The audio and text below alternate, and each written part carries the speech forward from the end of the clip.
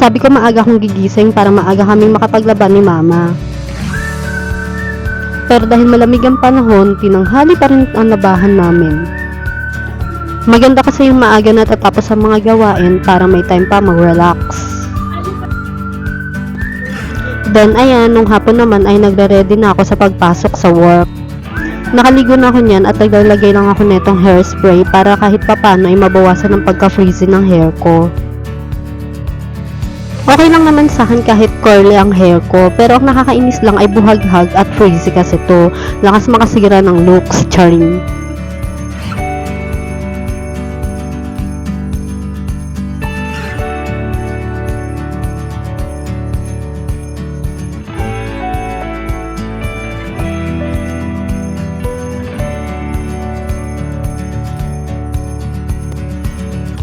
Naghahanap nga pala ako niya ng bulak at acetone dahil gusto kong burahin ng cutex sa kamay ko at nasira din naman kasi, kaso wala pala kaming bulak.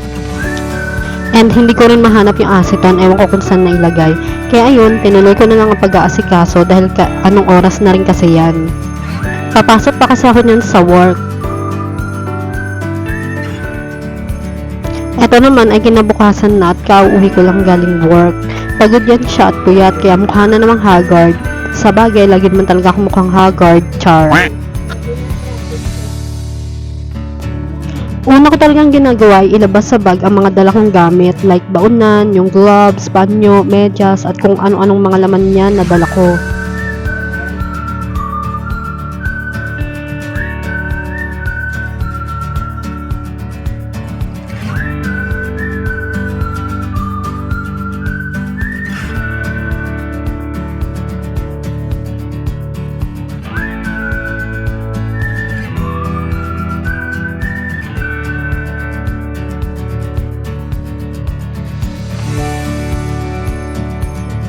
O ayan, akala naman ng pusa na yan, may pasalubong ako sa kanyang chichirya.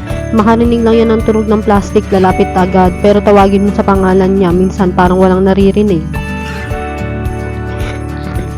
Then, bago ko matulog, nagkakape muna ako. May natira rin pala ako sa baon kong boiled egg. Di ko nakain nung nag-break time kami kasi may dala rin akong chichirya at yun ang nagustuhan kong iulam.